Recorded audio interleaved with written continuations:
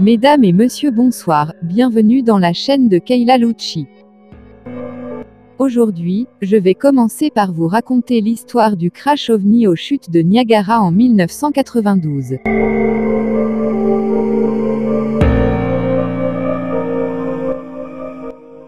Le 15 avril 1992, un grand engin volant en forme de disque a été observé arrivant du lac autour de 7 heures du matin, volant maladroitement vers Lockport, New York, au sud.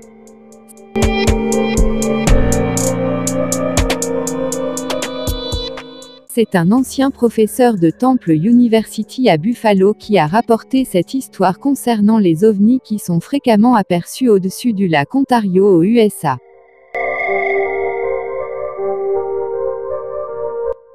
L'objet a semblé osciller et perdre de l'altitude. Selon les observateurs, il semblait qu'il ait des problèmes de stabilité, et tentait de trouver une aire d'atterrissage, puis il s'écrasa sur Campbell Boulevard, route 270, à 4 milles à l'ouest de Lockport et 10 milles au nord de Buffalo. L'accident était semblable à celui montré dans le film « Men in Black ».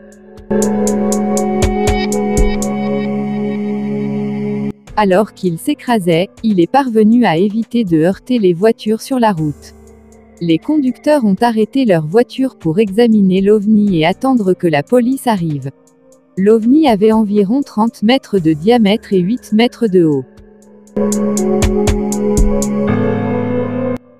La police, les militaires et les pompiers sont arrivés rapidement, ils ont nettoyé l'endroit de l'accident et ont ordonné à tout le monde de ne jamais parler de l'incident. Mais les autorités n'ont réussi à imposer le silence qu'à une partie des gens qui avaient vu l'événement. Le lac Ontario est situé dans l'extrême est, par rapport aux 5 grands lacs d'Amérique du Nord. Il se nourrit des eaux du lac Erie, par la rivière Niagara et les chutes du Niagara, et se jette dans le fleuve Saint-Laurent.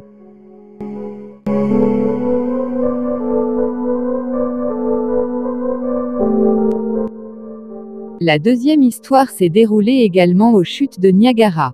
Alejandro Blanco est un homme de 36 ans de La Plata, qui lors d'un récent voyage d'agrément aux chutes de Niagara, pense avoir été confronté à quelque chose de beaucoup plus choquant que l'une des merveilles du monde. Selon son récit, après avoir fait prendre sa photo, devant les imposantes cascades, il a découvert dans l'image, un objet qu'il pense être un ovni. C'est quelque chose d'incroyable. J'ai été surpris, parce que je regardais dans cette direction et je n'avais rien vu.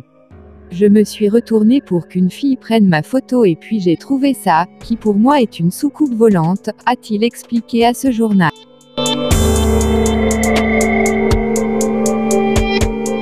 Convaincu d'avoir été témoin d'un épisode vraiment extraordinaire, Blanco a déclaré « Cela m'a rappelé le film Predator, dans lequel le monstre est apparu et a disparu. »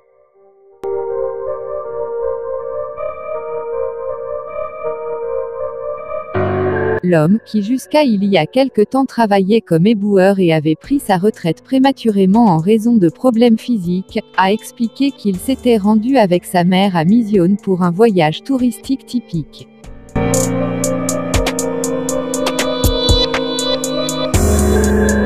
À un moment donné, il a pensé que c'était une blague. Alejandro a ajouté, comme maintenant avec le téléphone portable, vous pouvez ajouter des choses aux photos, je pensais que cela aurait pu être une blague, mais la vérité est que cela ne s'est pas produit.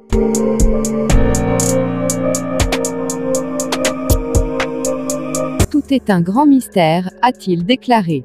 Ce médium a consulté Luis Burgos, un scientifique ovni renommé de La Plata, qui étudie le phénomène ovni depuis des décennies.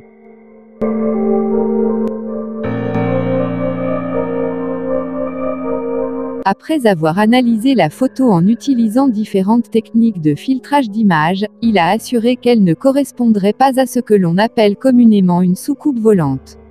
Ce type de confusion est courant, mais je suis sûr à 100% que c'est un oiseau, a-t-il déclaré.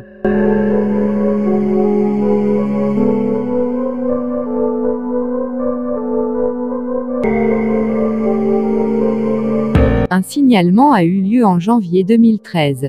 Niagara Falls, Canada et États-Unis. Sur une vidéo dont je vais vous laisser le lien dans le descriptif de ma présente vidéo, on peut y voir un petit objet sphérique descendre le long de la chute et entrer dans l'eau et d'en ressortir aussitôt à une vitesse incroyable avant de disparaître au loin.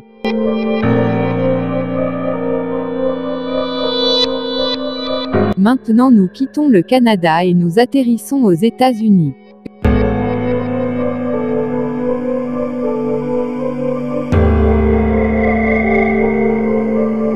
Pendant le discours d'inauguration du président Obama, 21 janvier 2013, ce qui semble être un vaisseau extraterrestre s'est pointé le bout du nez près du Washington Monument.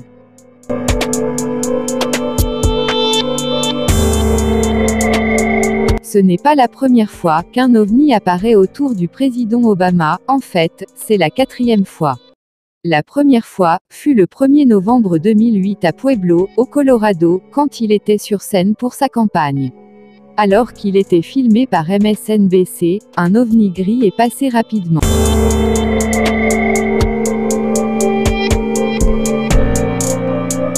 La deuxième fois, c'était le 20 janvier 2009 à Washington, encore une fois en face du Washington Monument, quand Obama a fait son premier discours inaugural. La scène d'un disque gris passant à une vitesse vertigineuse fut filmée par CNN.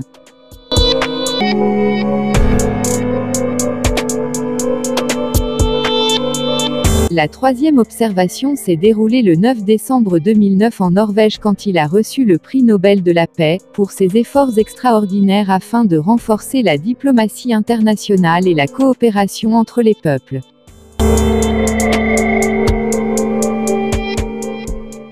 L'apparition d'une énorme spirale bleue était tellement gigantesque que des millions de gens l'ont vue à partir de plusieurs pays.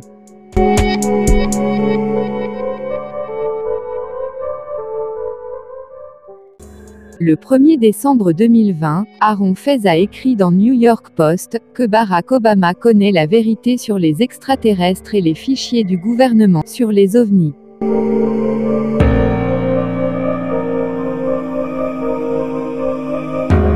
La vérité est là, mais les lèvres de l'ancien président Barack Obama sont scellées.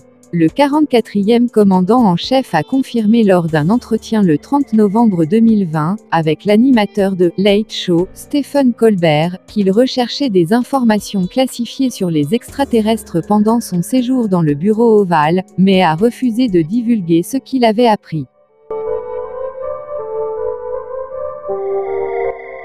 Certainement, demandé à ce sujet, a déclaré Obama lorsque Colbert a évoqué les ovnis, lors d'une vaste interview pour promouvoir « Une terre promise », le nouveau mémoire d'Obama. Et alors, pressa le funnyman de CBS de fin de soirée. « Je ne peux pas vous le dire », répondit Obama avec un sourire espiègle. Pardon. Colbert a pris cette non-réponse comme toute la confirmation dont il avait besoin que nous ne sommes pas seuls. Si vous voulez voir la vidéo en entier, je vous laisse le lien dans le descriptif de ma présente vidéo.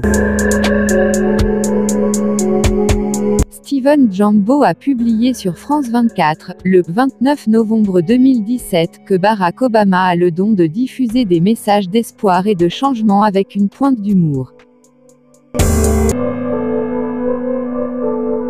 Le Late Show, Jimmy Kimmel Live, sur ABC était consacré à la lutte contre le sida.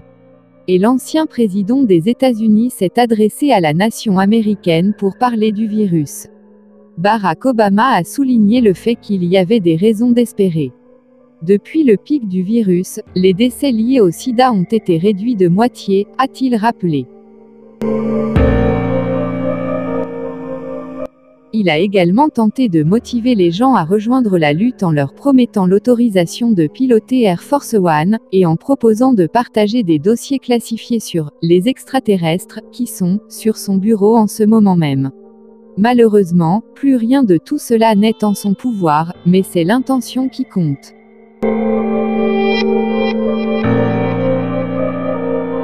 Pourquoi les extraterrestres ne se montrent-ils pas ?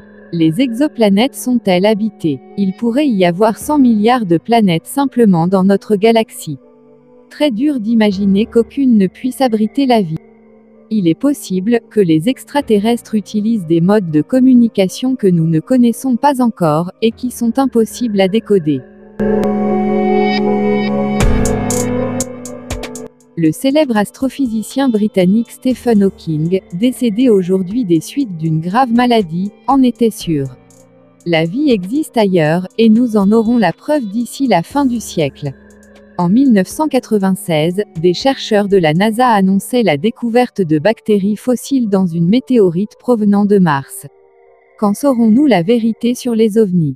Le cosmonaute Georgi M. Grushko a dit « Si j'étais libre de dire ce que j'ai vu dans l'espace, le monde en serait stupéfait ». Une autre déclaration a émané de la candidate défaite à la présidentielle américaine Hillary Clinton, qui promettait de divulguer la réalité sur les ovnis et sur la zone 51. L'ultime devoir des puissants gouvernants de ce monde est de crever l'abcès, ou tout au moins démentir de façon formelle quant à toutes ces rumeurs qui continuent à intriguer l'humanité.